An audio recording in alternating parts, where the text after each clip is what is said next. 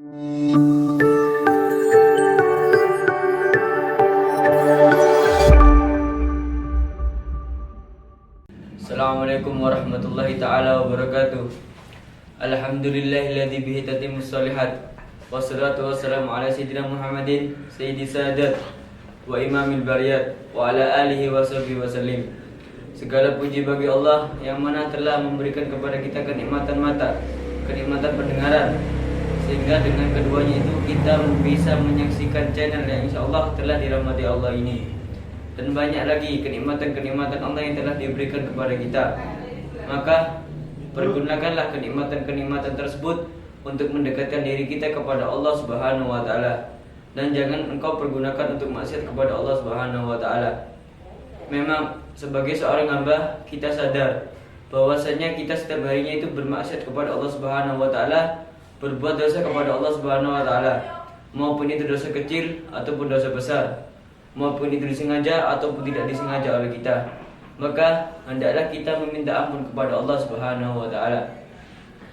Qala ta'ala fi kitabil karim, wastaghfirullah innallaha kana ghafurur rahima. Dan memintalah ampun kepada Allah Subhanahu wa taala, sesungguhnya Allah itu Maha Pengampun.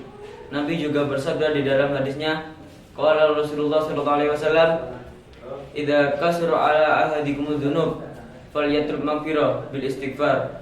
Jika salah satu dari kalian banyak dosa, maka memintalah ampun kepada Allah Subhanahu wa taala dengan beristighfar kepadanya. Jadi janganlah kalian takut untuk beristighfar kepada Allah Subhanahu wa taala, karena sebab banyaknya dosa kalian. Iblis saja yang dulu tinggal di surga, dia enggak pernah bermaksiat kepada Allah Subhanahu wa taala. Cuma satu kali dia bermaksiat kepada Allah Subhanahu wa taala, yaitu dia tidak mau sujud kepada Nabi Adam. Maka seketika itu Allah Subhanahu wa taala langsung mengusirnya dari surga. Apalagi kita yang setiap waktunya, setiap detik kita berbuat dosa kepada Allah Subhanahu wa taala. Apakah kita bisa bayangkan sebesar apa dosa kita di akhirat nanti? Rasulullah sallallahu alaihi wasallam pernah bersabda, "Ma min muslim ya'malu danban illa waqafa al-malaku 3 sa'at fa in istaghfiru min danbi lam yaktubhu alaih wa lam yu'adzib Allah yaumil qiyamah." Tidaklah seorang muslim itu berbuat dosa kepada Allah Subhanahu wa taala, malaikat enggak langsung nulis dosa dia, melainkan malaikat masih menunggu selama 3 jam. Fa in istaghfiru min danbi, maka jika dia beristighfar kepada Allah Subhanahu wa taala, maka malaikat tadi tidak jadi untuk menulis dosa-dosanya. Walam yu'adzibullah yaumil qiyamah. Dan Allah Subhanahu wa taala enggak jadi atau tidak mengadabnya di hari kiamat nanti. Allah Subhanahu wa taala masih memberi kita waktu supaya kita beristighfar kepadanya. Bukannya Allah Subhanahu wa taala butuh kepada istighfar kita, melainkan Allah berat untuk mengadab hamba-hambanya. Dan dari keutamaan orang-orang yang sering beristighfar kepada Allah Subhanahu wa taala, sebagaimana yang disebutkan di hadis Nabi, man lazimal istighfar ja'alallahu lahu min kulli ghammin wa hammin farajan wa min kulli dhikin makhrajan wa razaqahu min haitsu la yahtasib. Barang siapa yang dia tekun setiap harinya dia beristighfar kepada Allah Subhanahu wa taala, Allah akan memberinya 3 keutamaan. Yang pertama, dia akan dikeluarkan dari atau akan ditenangkan dari segala kesempakan. Yang kedua, dia akan dikeluarkan dari segala kesempitan hidupnya. Dan yang ketiga, dia akan diberi rezeki yang mana dia tidak menduga-duganya. Sungguh besar kasih sayang Allah Subhanahu wa taala kepada hambanya.